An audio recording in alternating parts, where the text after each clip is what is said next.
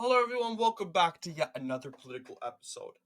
So, we are looking at Venezuela today. Venezuela had an election. The results, I want to believe, were just called an hour, uh, 40 minutes ago. So, we got, of course, news. We expected this. Nicolas Maduro, the so-called dictator of Venezuela, has won re-election in said country, and it appears we don't know how much he won. I want to believe, I don't know. Last thing I saw here was 51%, but I'd expect um the results to be less closer, uh but yes, Nicolas Maduro, of course, wins re-election. There's no doubt about it. And similar to his 2018 victory, where Maduro won 67% of the popular vote, defeating Henry Falcon and Javier Bertuzzi.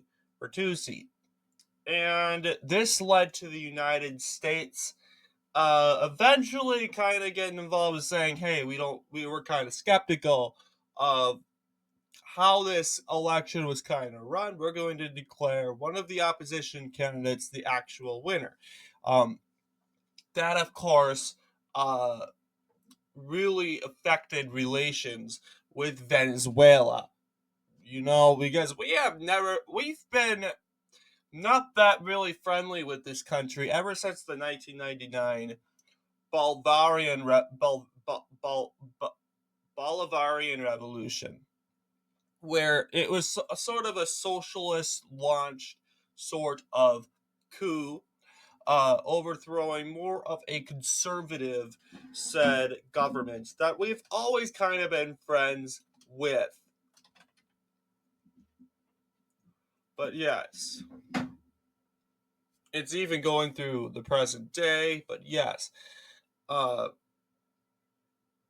that of course led to the presidencies of Hugo Chavez and Nicolas Maduro. Chavez being more of a well-known figure because he's been in there for over 11 said years. But yes. Um but yeah. So of course we don't really have the election results out yet, but we can obviously expect Maduro kind of won. Probably a interesting amount of votes. Um, was it rigged? I can't say. I mean, probably the United States is saying, "Hey, you know what? This looks," and we've kind of done this in every single election. We're like, "Hey, this kind of looks a little interesting." Um, I don't think we're going to recognize it in general. So, yes. Um So yeah, 67%. Um, and of course, Maduro has always been known for the corruption when it comes to that stuff.